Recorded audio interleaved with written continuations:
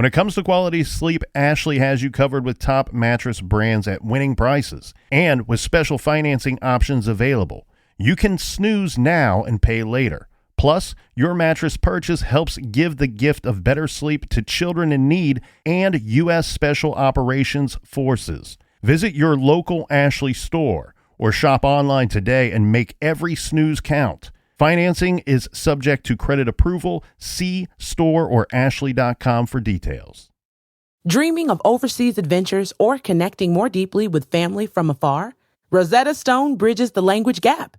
I've tried others, but Rosetta Stone's immersive lessons and voice feedback technology are game changers. Dive into 25 languages by learning intuitively, just like when you were a kid. And here's the holiday sparkle.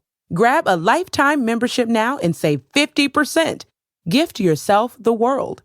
Head to rosettastone.com now and save 50%.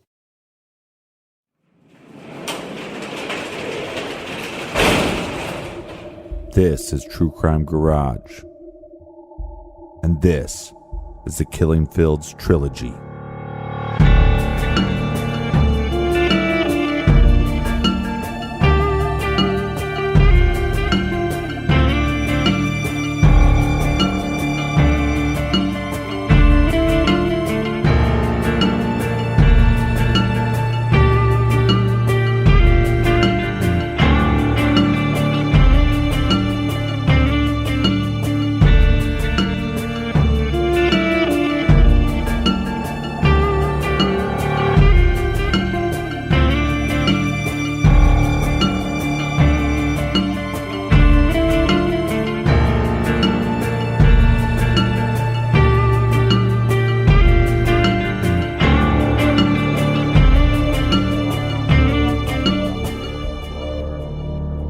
The Killing Fields, Part 3. The 1980s was when the now notorious plot of land received the name the Killing Field, and it certainly deserved it. For many parents and loved ones, this was simply a graveyard. The Killing Field joined the other stretches of land around Interstate 45 as a place to be avoided, feared, and hated. Was there no end in sight? When does the healing start? When this nightmare began back in 1971, no one would have imagined all of the lives lost to the Killing Fields and how many years the murders would span. But evil has no time limit, and evil does not always age as fast as the rest of us. Unless you destroy it, evil stays. By now, the Killing Fields have taught us that evil is not just a guy in a truck trolling the highway looking for victims, or a man with a gun. Sometimes it's much more than that.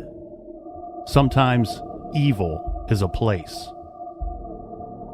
In early 1996, Crystal Jean Baker, only 13 years old, left her grandmother's home, walking to meet a friend. In April of 1997, 12-year-old Laura Kate Smither went jogging like she had done several times before on a quiet road near her home. In the summer of 97, Jessica Kane, 17, attended a party and later her truck would be found on I-45, but Jessica was nowhere in sight. Would Crystal, Laura, and Jessica simply vanish like so many young ladies before them? Or would they be found in the Killing Fields?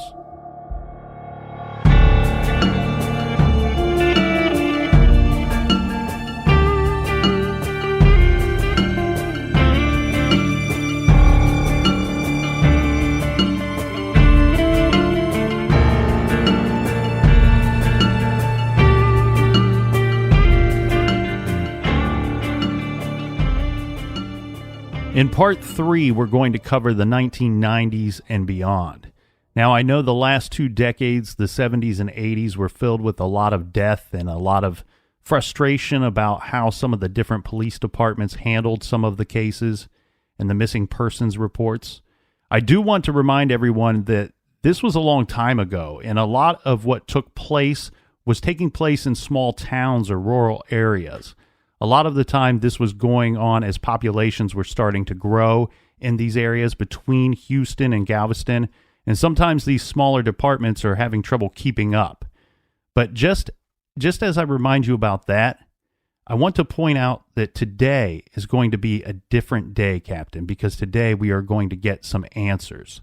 There is some light at the end of this tunnel, but before we can find that light, we all need to hop into the tunnel together. So here we go. Well, I hope everybody showered. On September 8th, 1991, another female body was found by a couple of people on horseback. This was found in the same area as Heidi Fye, Laura Miller, and Jane Doe, which were all located in an area near Calder Field in the 80s. Because she would become the second unidentified body located in this field, she was labeled Janet Doe. You know, yesterday I complained about one of the victims and how there was practically no information on her, and that her case now feels like she's just a name on a list.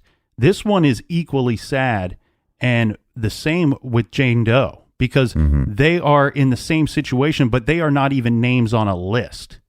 Here's what we do know. They suspect this victim was about 24 to 34 years of age. She was Caucasian with brown hair, approximately 115 pounds, and 5 foot 1 inches tall. But when Janet Doe was found in 1991, League City investigators got a funny feeling about a retired NASA engineer who owned acreage adjacent to the killing field. This is Robert Abel. Robert Abel ran a popular horseback riding range called Stardust Trail Rides, and he seemed almost too eager to cooperate when detectives started asking him about the bodies that kept turning up near the land that he owned. Well, he's also newer to the area. Yeah, he actually owned a bunch of land quite north of this, and this was a new plot of land for him. So League City lead investigator Pat Bittner, he sought guidance from an FBI agent who specialized in serial sexual homicides. The agent told Bittner that the murderer probably lived close to the comfort zone and could very well have insinuated himself into the investigation. Also, the agent said the murderer was in all likelihood preoccupied with the media accounts about the crimes, and perhaps he kept newspaper articles about them. Based on that profile, Bittner was able to secure a search warrant in 1993. Now, they turned Abel's home upside down. Yeah. They found guns in Abel's home. I would say this is probably not uncommon. This is a rural area, and this is Texas. Right. They also found many newspaper articles clipped out of area newspapers regarding their coverage of the murder cases.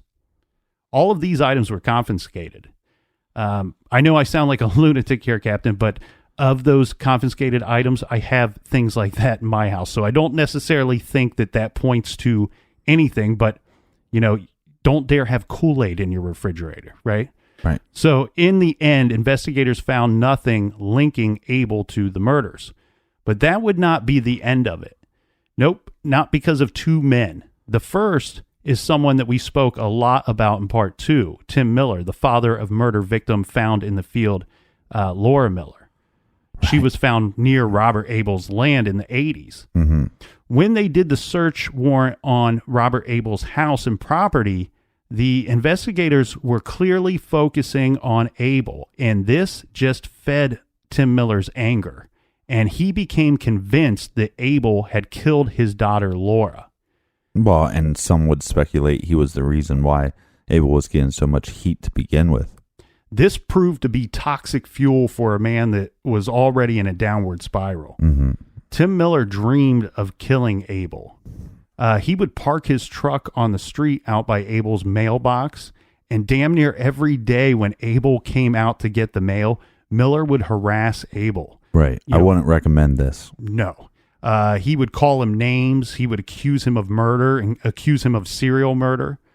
Now, one day in 1994, Miller was out waiting by Abel's mailbox. He started harassing the old man. Now, by this point, Abel was fed up with the harassment. He was receiving not just harassment from Tim Miller, but from people in town as well. Right. So Abel decided he was going to shout something rude back to Tim Miller. He said something nasty about Laura Miller and the other dead girls that were found there. Well, Tim lost it, and he jumped out of his truck and he ran up to Abel and he pulled out a gun. Tim Miller stood there and held a gun to Robert Abel's head. He really wanted to pull the trigger, but he didn't. Thankfully, he didn't. Miller had finally hit rock bottom, and at this point, he checked himself into a psych ward where he stayed for 10 days. Now, nothing would diminish his need to solve his daughter's murder, but sometime after he got out of the hospital, he learned to channel it into something much more productive. And a few years later, Tim Miller created Texas EquiSearch. The organization has assisted in investigations in 38 states and 8 countries to this day. Yeah, we talked about them back when we covered the Casey Anthony case. Years later, Tim Miller would admit his role in what he calls the Robert Abel witch hunt, saying that he regrets it. Right, just so we're clear, I mean, Robert Abel was completely innocent of anything that people were claiming or anything that they were investigating, and was actually cooperative from the beginning. He was cooperative with Miller himself. And then, we have a whole system and a community of people that turn on him, so much so where he had to move to a whole different state. And still, this case haunts him to this day because, these allegations have followed him wherever he goes. So, I understand that you lose a loved one and you're looking for somebody to blame, but, you can't make these giant leaps.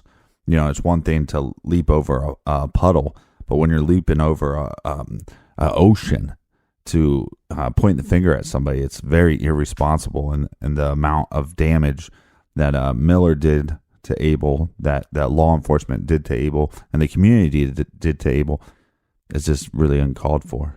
Well, and to put it bluntly, in an interview years afterwards, Tim Miller told a reporter that, he had helped ruin Robert Abel's life there for a couple of years. And as you said, maybe even after. Now, before we move on from Janet Doe's murder, I do want to point out that police have a longtime suspect that they like very, very much for this homicide. But in a strange twist, it kind of leads back to Robert Abel. This is taken from a Houston Chronicle article by Ruth Rendon from 2001 titled, "Man's Confession Could Solve Killing Field Case." A Texas prison inmate has confessed to killing as many as 6 women in Fort Bend and Galveston counties, including some at the infamous site here known as the Killing Field. Mark Stallings, age 34, has not yet been charged with any of the murders. However, League City Police Captain Chris Reed said DNA test will confirm whether Stallings was involved in any of the slayings of 4 women whose bodies were dumped in the field off of Calder Road, just west of Interstate 45, from 1983 to 1991. He confessed to multiple homicides. Reed would go on to say, "We don't know which ones at this time. We have an idea, but we're not real sure because we haven't corroborated anything he has said." Reed said Stallings gave police information that was very believable.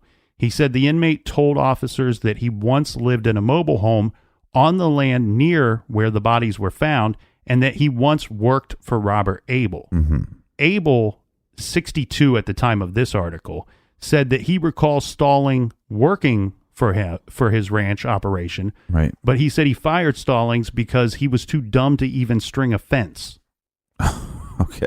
I've never strung a fence, so maybe I'm an idiot. You're going to have to throw me in that category with you, Captain. League City Police, who interviewed Stallings over a 1-week period in mid-September, said it may take a month before lab tests and results could show whether his DNA sample matches evidence collected from the crime scenes. Reed said Stallings is helping authorities identify at least one of those women who have been dubbed Jane or Janet Doe. Stallings was brought to the attention of League City Police by Fort Bend County Sheriff's officials, to whom he had written during the summer and claimed to have had information about some of the murders in that county. With the Jane and Janet Doe, I believe, for me, it's hard for me to believe that they're Texas natives, and that nobody would claim them, or there would be no connection with some missing person report. To me, it seems like they would have to be almost somebody from a different state that was transported here somehow, or possibly a runaway from another state. Fort Bend County Sheriff said some of the details in the letter suggested that he had to have more than knowledge picked up from the media. Investigators and Texas Rangers visited with Stallings in prison and brought him to this county for about a week, saying he took the Rangers and the detectives for some drives, pointed out some places, and it became apparent that he knew what he was talking about. The sheriff said that although physical evidence is lacking, charges against Stallings were likely for the April 1986 slaying of Benna Bowen, 27, and the June 1989 death of 18-year-old April Eves. He convinced the detectives that he legitimately was there at the time. There are details that only the investigating officers or those close to it would have known, and they stated he knew some of those details. He also led them to the scene, which is not an easy scene to find, according to the authorities, since it is, it's out in a pasture. Also noting that the area had changed considerably since the time that the murders had occurred. Now, Eve's body was found in an abandoned mobile home near Old Richmond Road. Bowen's body was found in an underdeveloped area of the county known as Park Westheimer. Both women described by authorities as crack cocaine addicts working the streets in Houston's Montrose area. They were both strangled, and when Stallings had talked about these murders and these cases with the authorities, he showed absolutely no remorse at all. Stallings is an inmate at Clement's unit in Amarillo. He is serving a life sentence for aggravated kidnapping and aggravated assault with a deadly weapon. He committed the crime in Walker County in August of 1998. He is also serving a sentence for aggravated assault and possession of a firearm by a felon in Bezora County, and for burglary of a building with intent to commit theft in Harris County. Records also show Stallings has used a variety of aliases over the years and has given 2 birth dates. So what's his motive for telling the cops this? That's a good question, and we'll get into that. One of the officers said that he is baffled as to why Stallings contacted his department, saying it is strange in that he waited so many years. You'd think this guy was trying to clear his innocence, but stating, I don't think that a guy like this has a conscience. They truly don't know what his motive is or was. Doesn't make a lot of logical sense. He doesn't have a conscience, but he's coming forward with this information to give closure to the family, possibly. Or, I mean, he's helping out law enforcement. He's helping out, these families on some level to give them closure. So it's kind of weird to go, he feels zero remorse. Well, I felt zero remorse while I talk about it. Well, and the thing, too, is that the investigators were spending just as much time investigating what he was stating had happened, but during this time, they're also investigating him as far as what makes him tick. Why would he talk about this? Is he capable? Now, in the end, Captain, Stallings was never charged with any of these murders. And I'm guessing that none of the DNA would have matched, or they would have charged him with something. Now, Stallings gave a confession in these cases, but he would never actually sign one in front of anybody. Right. Now, he stated in an interview years afterwards, when asked why would he confess to these crimes? Well, he still says that he did a couple of these murders, but he won't sign anything. However, he states that it was clear why he contacted the police. He was serving a life sentence. He thought that if he confessed to these crimes, they would take him out of the prison, and he would have to go around out in these rural areas with the police on several different trips. Right. He figured that at some point he would be able to figure out how to escape on one of those trips. Okay, so there's his motive. Yeah, so this guy didn't care. And look, it could be a case, we've seen these cases before. I mean, I have enough details from possibly another prisoner So, when they say, well, he had all these details that only the investigators would know. Well, where did he get these details? If the DNA doesn't match, he wasn't there and he didn't do these crimes, but where did he get that information from to at least make the law enforcement believe him? Or was it a simple case of the law enforcement just wanted to believe him? To be honest with you, Captain, I like Stallings for a couple of these cases. But what about the DNA? Well, and I'll get into that. I don't know anything about this Benna Bowen case, but I do know some stuff about the April Eves case. And he had all the details of this actual case. And he stated in his confession that he didn't rape her. So that might be part of the reason why there was no DNA found of his. Now, what were the details that he got right? Well, he stated that he picked her up. She was a working girl. He took her to an abandoned mobile home to have sex with her. She decided she didn't want to have sex with him, and he got angry with her. And he also said that he enjoyed choking women. Wow. That was something that he was into. Now, she was strangled with a ligature. She was stuffed into a closet, and there were 2 dogs inside this mobile home that he said he left there intentionally. He also said that he broke the handle off of the door so that nobody could get into the mobile home, jamming it shut. With the dogs inside. Yeah. So what are the things that he got right? He got the mobile home right. He got the strangled with a ligature, stuffed in a closet inside that mobile home, the 2 dogs, and the broken handle off of the door. Now, according to... That's pretty detailed. That's pretty detailed, also saying that he did not rape her. So if she didn't fight back in a manner that he would, that she gained any of his DNA, which might be the case, because he said that she was a drug addict, and he knew that, and they smoked some crack together. She might have been out of it by the time... He was a drug addict, too. Yeah. She might have been out of it by the time that he killed her. I just feel like there's too many details that he got right, and a lot of those details were not in any of the newspapers. These were things that really only the investigators and possibly the killer would have known. So I think that's one thing that they're referring to as that he had some knowledge. Now, these 2 cases are not considered part of the Texas Killing Fields story. Well, he's probably not signing that confession because that would probably put him on the chopping block for the death penalty. Yeah, and then to top that off, if his whole motivation was to try to escape, well, and the thing here is too, he said in a later interview, he's like, well, I just thought that they would keep taking me out on these trips. And he said after about a week, they didn't seem to want to talk to him that much anymore. There's a chance that those investigators, those police officers got a vibe from him like, this dude is dangerous. We don't want to take him out of the prison. If he's or he's just really annoying. Yeah, if he's going to tell us anything, he needs to sign an official document before we're going to work on this anymore. But those cops normally, most cops aren't going to, take a guy out that is cuffed. They you got your billy club on you, right?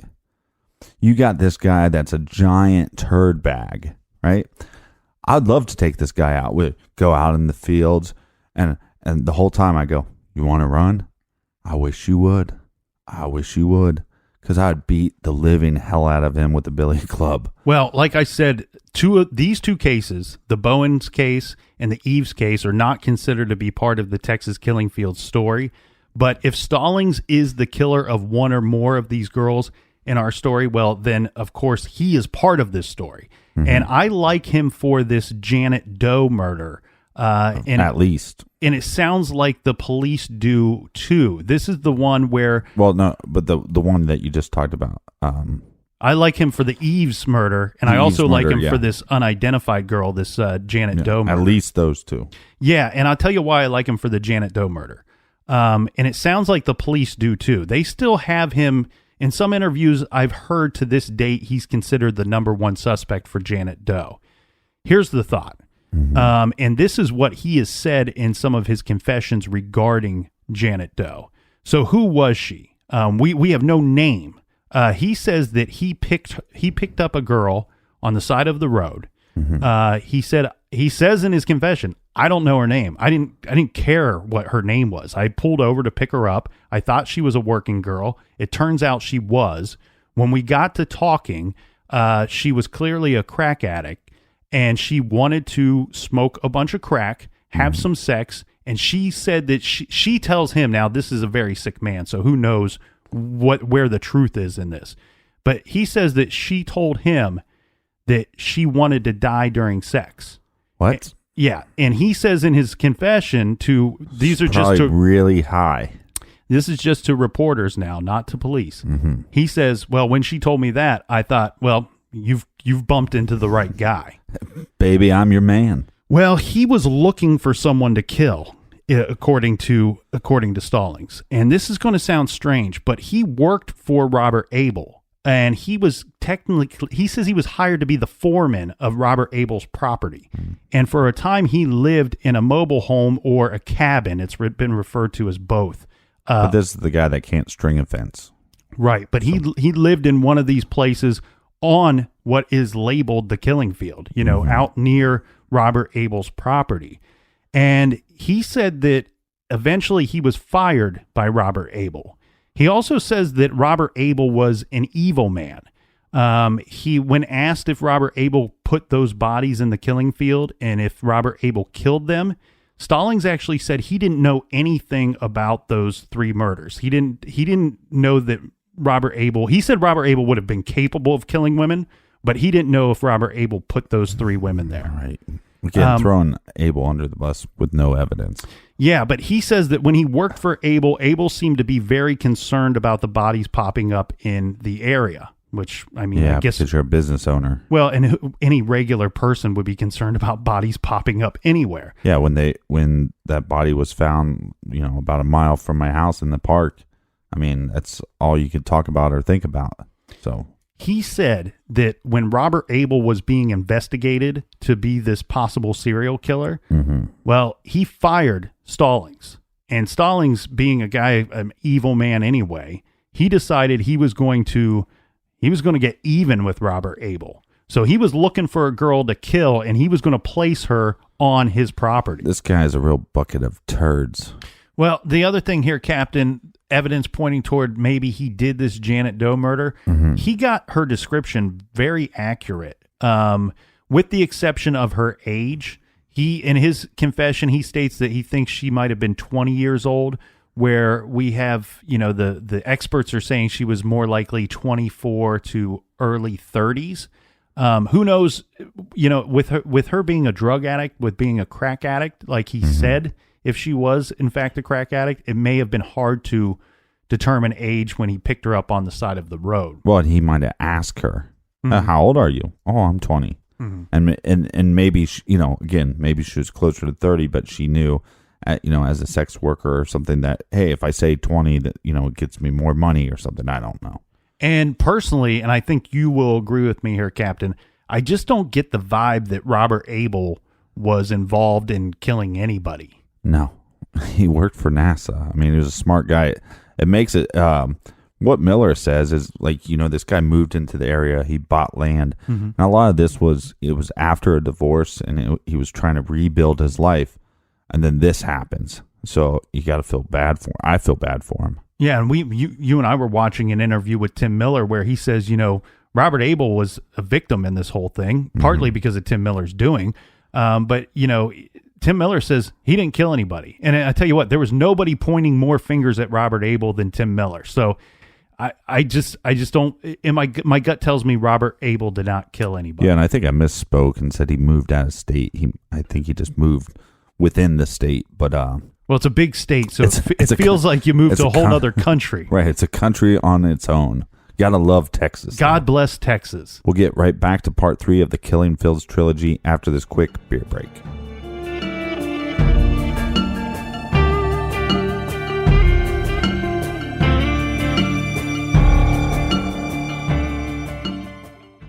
This show is sponsored by BetterHelp. Do you look forward to the holidays? Maybe you struggle with seasonal blues. This time of year can be a lot, and it's natural to feel some sadness or even anxiety about it. But adding something new and positive to your life can counteract some of those feelings. Therapy can be a bright spot, something to look forward to make you feel grounded, and to give you the tools to manage everything going on. If you're thinking of starting therapy, give BetterHelp a try. It's entirely online, designed to be convenient, flexible, and suited to your schedule. Just fill out a brief questionnaire to get matched with a licensed therapist and switch therapists at any time for no additional charge. Find your bright spot this season with BetterHelp. Visit BetterHelp.com/garage today to get 10% off your first month. That's BetterHelp, HELP.com/garage. Rosetta Stone is the language learning program with a lasting impact. I've been using their app to learn French, and it's not just about memorizing words, but actually having real conversations. And it's not just French. They offer 25 languages. Right now, Rosetta Stone has an awesome holiday deal, 50% off their lifetime membership. Every language, unlimited access forever. For anyone keen on diving deep into a new language, check out rosettastone.com. It's a game changer. At Consumer Cellular, you get the same exact coverage as the largest carriers, but for up to half the cost. Same thing, up to half the cost. Up to half the cost for the same thing. 50% the money for 100% the same thing. I hope I'm making myself clear. Consumer Cellular. When freedom calls, we're here to answer. Call us at 1-888-FREEDOM. Half the cost savings based on cost of Consumer Cellular single-line 5GB data plan with unlimited talk and text compared to lowest cost single-line postpaid unlimited talk, text, and data plan offered by T-Mobile and Verizon May 2023.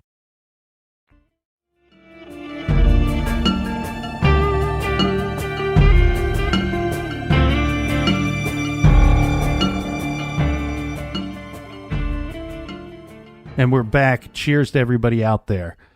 Crystal Jean Baker, age 13.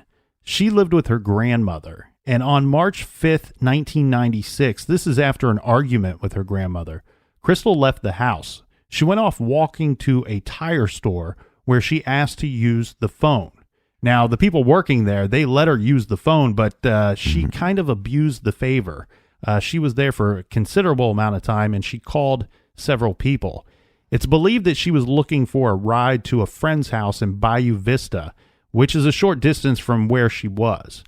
Well, then the workers at the store, they told her that she couldn't tie up the phone line all day long. You know, she needed to move on. They have a business to run. From there, she went walking down the street. This is Texas Avenue in Texas City. This is where she would be last seen. 5 hours later, her body was found under the I-10 bridge over Trinity River in Chambers County. She had been beaten, sexually assaulted, and killed by ligature strangulation. Now, her face was badly beaten. The closest highway to where she was last seen is the I-45. They were able to collect some DNA from the body. Now, DNA at this point is still pretty primitive, of course, but at this point, they made all of the proper precautions to collect DNA and preserve it for later. But they had no eyewitnesses to her disappearance or her abduction. So like many of these other cases, the police really had no leads to go on. And there's going to be another victim in April of 1997. Yeah, Laura Kate Smither, she's just 12 years old. She lived with her father and stepmother. Now, Laura's mother had passed away years ago from breast cancer when Laura was only about 2 years old. It took Laura's father some time, but he eventually remarried, and he and his new wife had a baby. Laura's stepmother raised Laura as her own, as her first child. Laura was aspiring to be a ballerina, and even at the young age of 12, she was into physical fitness. So on the morning of April 3rd, 97, Laura went jogging near her home in Friendswood, Texas. Again, this is near I-45. She would go out jogging while her parents made breakfast, and she would return in time to sit down with them for a nice meal. That was the typical weekend thing, right? Just doesn't seem like a place you want to let somebody go running.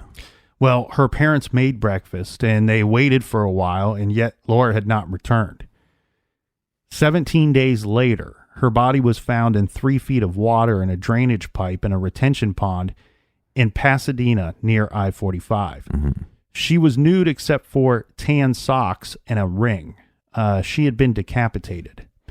A dark-colored pickup was observed in the same area as where she was last seen. And a composite drawing was done of this driver of the truck. So at least we have a lead here. Yeah, and the thing here is, unlike most of these other cases, there were some suspects in the beginning of this investigation. Now, police quickly started working on one suspect in particular, and this is William Reese. Well, who is William Reese? He is a guy that just 5 months before Laura disappeared, Reese was paroled out of an Oklahoma prison for serving 10 years of a 15-year sentence for kidnapping and rape. On the day that she went missing, Reese was in the Smithers neighborhood working as a bulldozer operator. Mm-hmm. Due to weather that day, Reese was sent home. He sent off of the job site and sent home for the day. This would be about the same time that Laura would have been out on her run. Now, Reese was picked up for this, and he was polygraphed multiple times, but the results were always inconclusive. The test administrator complained that Reese was not cooperating with the test.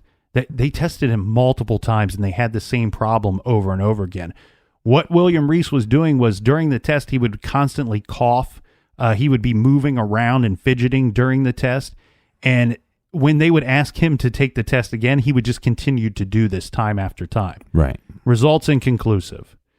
The police were going to continue to work on William Reese, but for now, they didn't really have anything that would lead to an arrest. Well, it's like this double-edged sword. He's willing to take the test, but he's not willing to actually cooperate with them. And for Reese, it might just be, he's on parole. Mm-hmm. He might not have the opportunity to decide whether he wants to cooperate or not. Around 1 a.m., now this is on May 16th, just shortly after, just less than a month after, just a little over a month after the disappearance of Laura Kate Smither, mm-hmm. Sandra Sapal stopped at a convenience store to use a payphone to call a friend. Now, Sandra planned to stay at a motel that night. She had just split up with her boyfriend. Well, while on the phone, she noticed a man get out of a white truck. He was wearing a white t-shirt, jeans, and a cowboy hat. She saw him watching her. Mm-hmm. She complained about the guy to her friend on the phone. After she was done chatting, she hung up the phone and she got in her van and she pulled off onto NASA Road 1.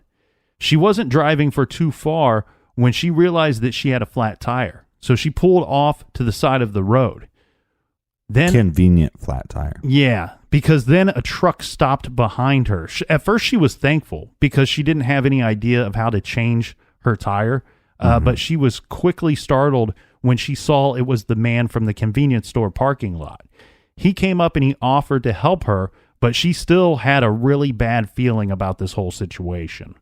While he prepared to change the tire, he asked Sandra to retrieve something from his truck.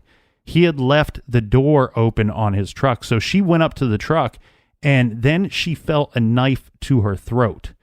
He then forced her into the truck. He drove off with her, and after a while, they were heading north on I-45. The man yelled threats at her and fondled her as he drove the truck. Now, Sandra realized the passenger door was unlocked. So she flung the door open and she attempted to jump onto the highway that raced below her. Instead, the man caught her by the blouse. She fought him as she was hanging out of the truck. Eventually, her shirt ripped and she fell to the pavement. Now, she's very badly hurt by this time, but she's going to have to get up and run. The man slammed on the brakes. She heard the truck come to a stop, but then she saw the headlights of an oncoming car. Now, she jumped in the middle of the road and waved her hands. Sandra was able to give a very good description of the man after being saved by the passerby. She was able to give a good description of the man and the truck. She said the man was white, 5'9", about 200 pounds, with dirty blonde hair. Mm-hmm. He had a mustache, and he had bags under his eyes. She said that the truck was a white dually truck. Paper or plastic. And she stated that she believed that the truck was probably a diesel and probably a Ford.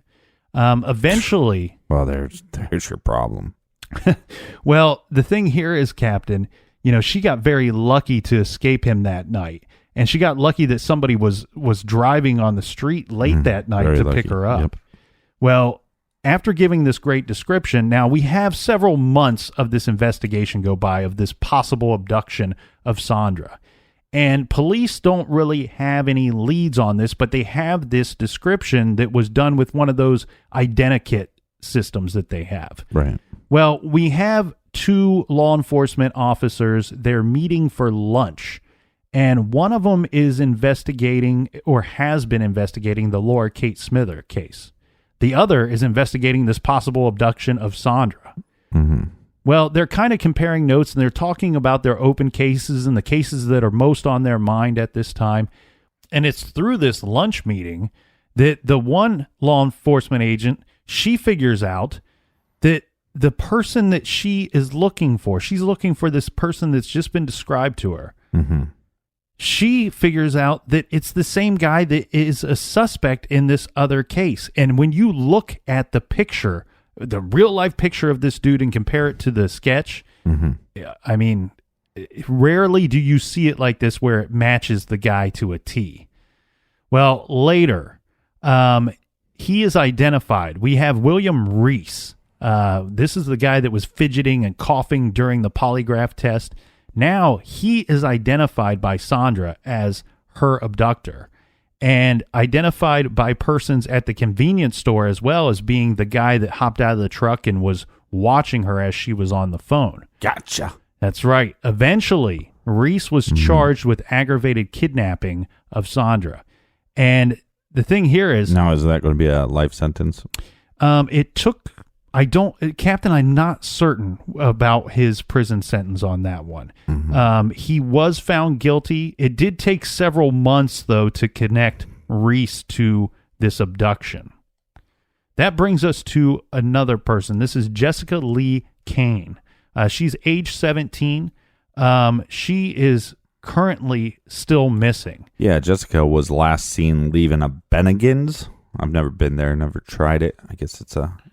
Is it still around? I don't know, but it was a chain at one time. I think it was one of those all-day breakfast places. I probably screwed that all up. Maybe not, but I hope it is. Well, she was there with friends at this Bennigan's restaurant in Webster, Texas, and she would have left there about 1:30 or 2 a.m. Now, that seems awfully late for somebody who's just 17. She was an actress in a school play, and this was kind of like a cast party after the play. And this was like the one time that her parents changed her curfew so she could stay out late. I think I talked about this before, showing my nerd side. I got pulled over for curfew one time.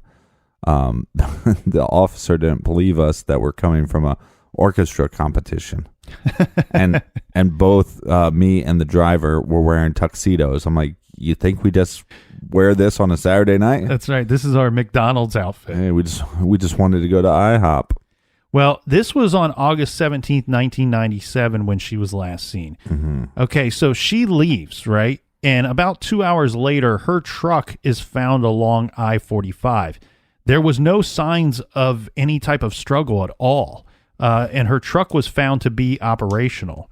Her wallet and keys were found inside the truck.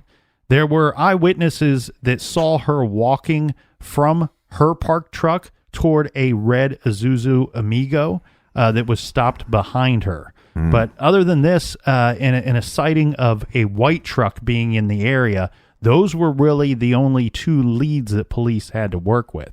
And it might have not been red. It might have been pink. Remember, we had that buddy that had a Isuzu Amigo. Yeah, and I don't know if it was pink, but it was definitely not red. Yeah, it was a strange... I don't even know if they had a red, like a solid red. Yeah, it was a strange color. But you're right. It could have looked red or pink-ish in the dark. Anyway, I want to jump back to somebody that we've talked about a lot here. Tim Miller. This is in 2005. We're going to fast forward to 2005. Now, Tim Miller had been in Aruba with his EquuSearch. Jamaica. Yeah, Aruba. I want to take you. With his EquuSearch group. Now, he was there assisting with the search for missing high school student 18-year-old Natalie Holloway. Wow. Who had vanished while on her way on a high school graduation trip. Don't forget this Saturday, August 19th on the Oxygen Channel at 9/8 Central. And he had been gone for quite some time. When he returned home, amongst other things that he returned home to, there was a big pile of mail after all this time, right? He found a very strange letter. In this letter had words, these were letters and words that were cut out of magazines and newspapers.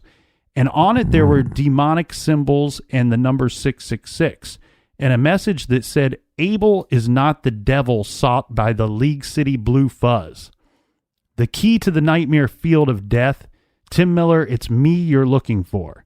I was the last man your Laura saw, and many more. The police won't find me. More bodies and more bones to be found. Now, regarding this strange letter that he gets, a lot of the investigators believed it to just be some kind of hoax. I think there's.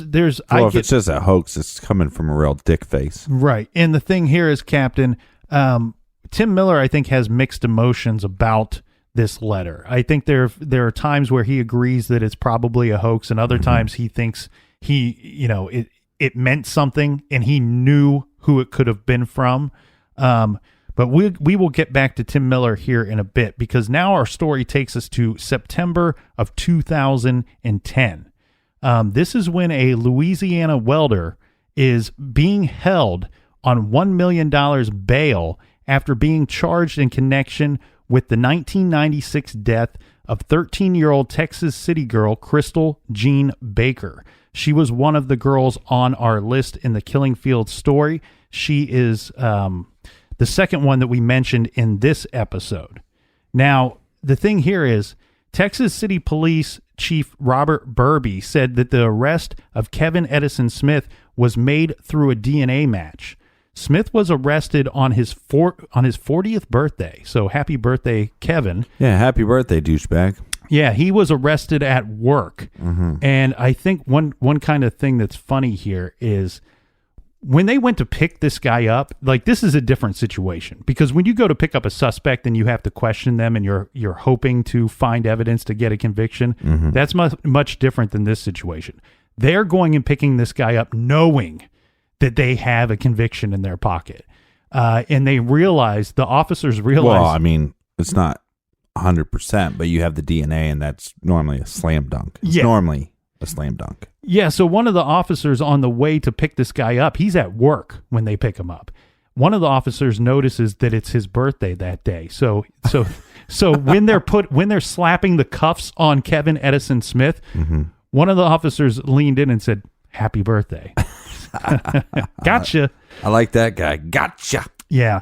Well, the Texas City Police Chief said that DNA was collected from Smith during a recent arrest, and this was matched to DNA that they found at the murder scene of the teen girl, of the 13-year-old girl.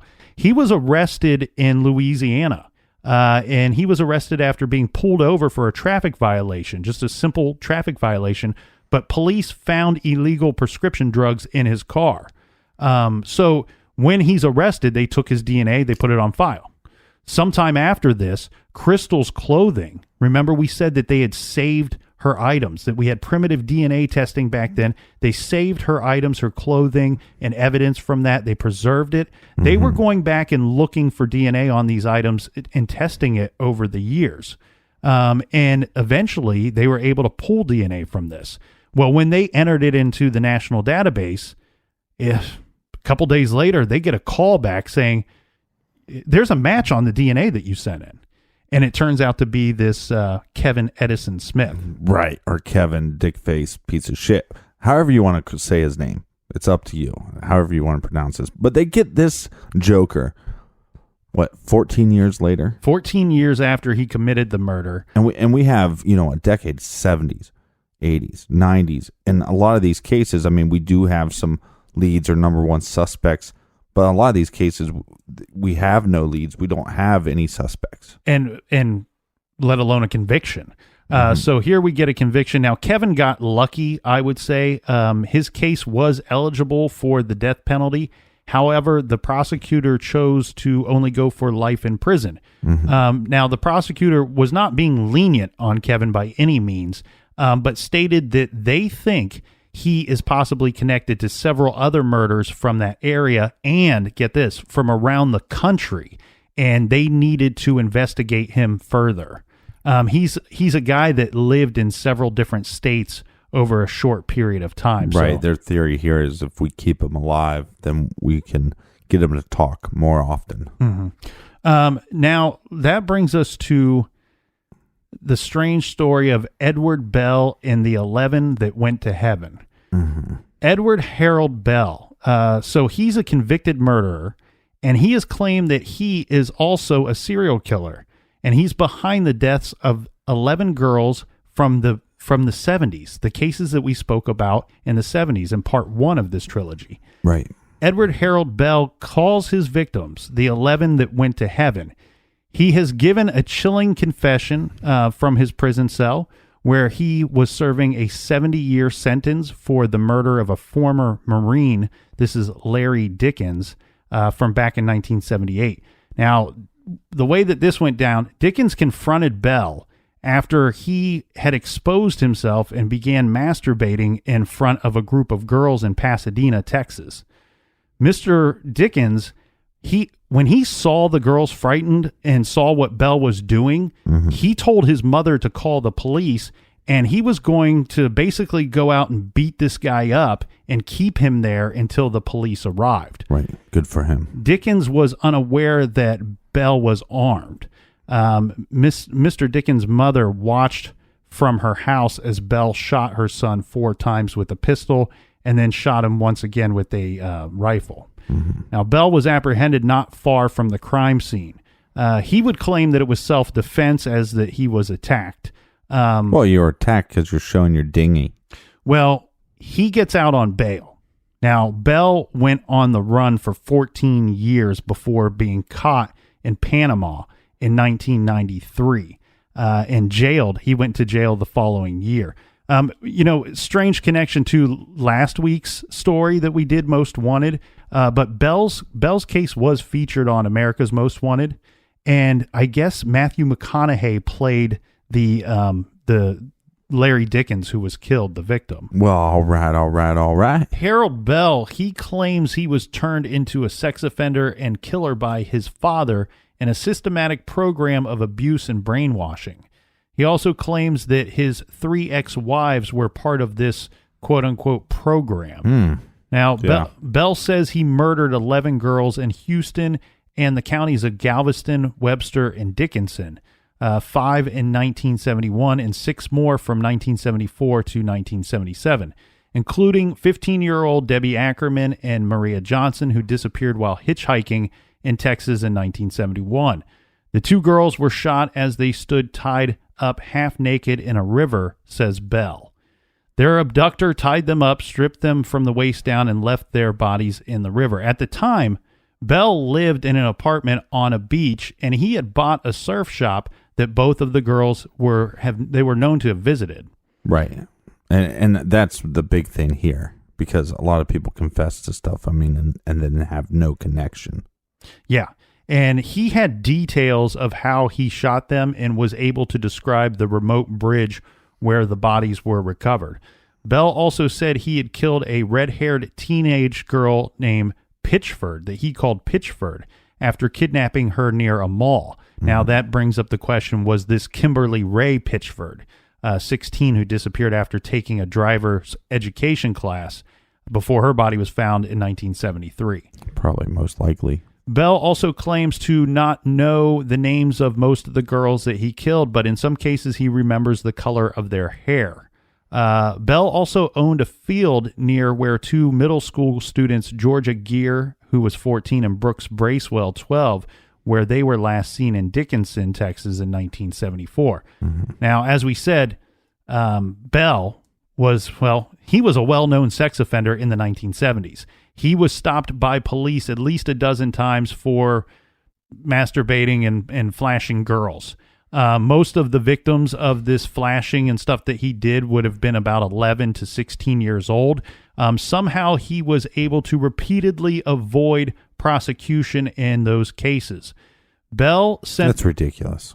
Apparently, Bell sent prosecutors in Texas letters containing his confession in 1998, but they remained a secret until 2011. Why? I don't know. You would have to ask the investigators that. This was not information that they wanted to release for some reason. Senior investigators in Galveston have believed for a long time that Bell was behind more crimes, but prosecutors have not pressed charges because they do not believe they have enough evidence. Now, in excerpts from the letters obtained by the Houston Chronicle, it has emerged that Bell claims a brainwashing program began by his father, who forced him to be a flasher, to rape girls, and to kill. Right, but that's also a common sign of like a psychopath is they don't accept responsibility. They always put the blame on somebody else. As far as Bell goes, he had information on these different murders, but a lot of the investigators have argued that the information that he provided them was all information that was in the newspapers at the time. It's been suggested that maybe he was looking up the cases on the internet. Yeah, but you can't. But he's the one that owned the surf shop, right? Right. So, you can't make that stuff up. No, you can't make that stuff up. And one thing that people have argued, when they say, well, all the information he has is what was presented in the media, well, they're saying, well, he's been locked up for a long time before he chose to provide this information. And he's not, because of his status, he does not have access to the internet. Mm-hmm. So either he read this stuff in the newspaper and has an airtight memory and remembers all this stuff, or he actually had some knowledge of these crimes. One thing that throws it off, though, also, when you have no evidence and he's making these strange claims about the program that brainwashed him and turned him into a killer, that really kind of turns those confessions on their side. We also need to talk about Clyde Hedrick. He was someone we spoke about in part 2. He was the one sentenced to 20 years in prison for the 1984 beating death of Ellen Ray Beeson. He wasn't sentenced again for this until March of 2014.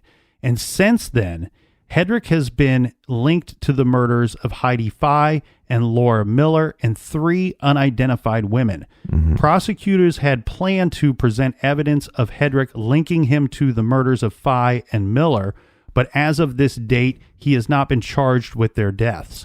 He remains in the minds of many to be the prime suspect in not only the deaths of Miller and Fye, but Jane Doe, who was found in the same area. Someone involved in the case said that the problem is this: there's no shortage of women who describe Hedrick as an absolute monster, but when it comes to the killing fields, is he the right monster? Hedrick, it turned out, was a former neighbor of Tim Miller's. This is a strange connection here, Captain. They pieced this together after 2014. They figured out that he was a former neighbor of Tim Miller's. They lived on the same block in Dickinson. This was before the Millers moved to League City in 1984. Tim Miller said, he became a neighbor again, essentially, once they moved. And Tim Miller said that back from their days in Dickinson, that Hedrick could have seen Laura every day. And given the kind of crowd that Laura had started to run with, there's a chance that she may have known him. Now, Tim Miller believes Hedrick killed his daughter, Laura.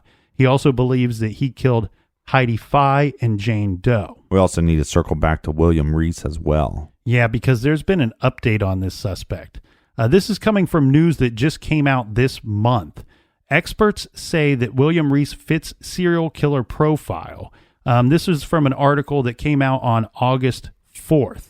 So it states, a Texas man suspected in cold case killings of 2 women and 2 girls 20 years ago fits the profile of a serial killer because he chose his victims by gender and age and derived pleasure from the control he exerted over them before they died. Criminal experts and law enforcement officials said this on Friday, August 4th, 2017.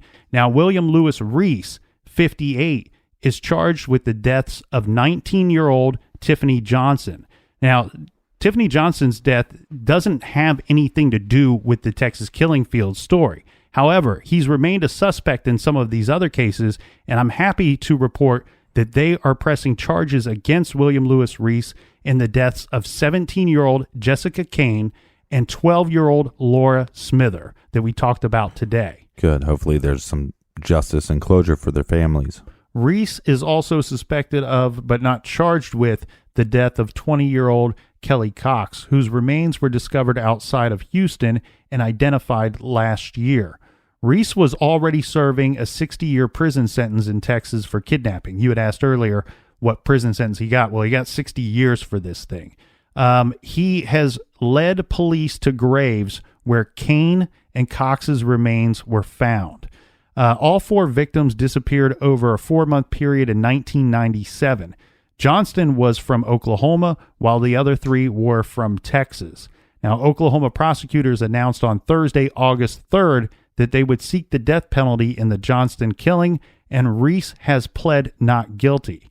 He faces 2 more counts of murder in Galveston County, southeast of Houston, but authorities say those charges in Texas are on hold pending the outcome of Reese's Oklahoma trial. Right, but in that trial, they're going to find he was connected by DNA. Yeah, and it seemed that kind of blew the doors open on this investigation, because then we have him leading them to the bodies of these 2 girls that they've not been able to find for decades. Yeah, this case is so difficult because, one, it spans 70s, 80s, 90s, but as we've seen, we don't have a lot of convictions, but we have a lot of people that some of these people are guilty as sin. They just haven't been convicted. So we have a handful of killers. We have so many victims, but we have a handful of killers. We don't just have one. Well, and that's ultimately what the killing fields has been about. There have been people over the years that have argued that this is all the work of one guy. And unfortunately, I think what we're seeing here is, maybe it would have been easier to crack this case and save some lives along the way had that been the case. But I think what we can see here, whether you believe some of these confessions or not, it doesn't matter, but it's obvious that we have the work of many different evil people in the same area. Well, right, but you can't argue with the DNA evidence that they have found. Yes, and that's what's great. That's the light at the end of this tunnel. We have William Reese, who's going to finally face charges in these old cold cases. We also have Clyde Hedrick, who could face charges at some point, and this will start taking these cases off of the books and giving some people some much-needed closure. Well, yeah, and so the idea that there's this one boogeyman haunting the area, it makes you wonder if this area is somehow cursed in a way, or if there's some, what is in the water down there that is causing all these killings. We may never know, but the nice thing is that we're finally getting some answers to these cases, and hopefully they'll continue to work them, and we'll get the answers that we need.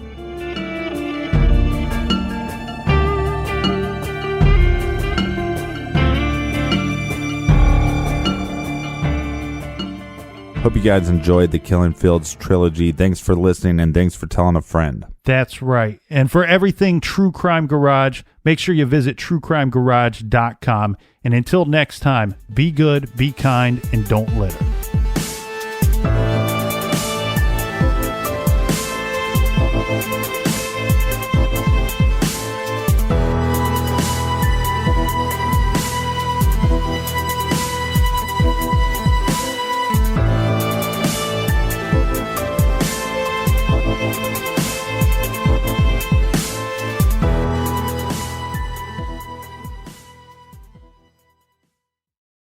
You can start your day off right when you find a professional on Angie to get your plumbing right first.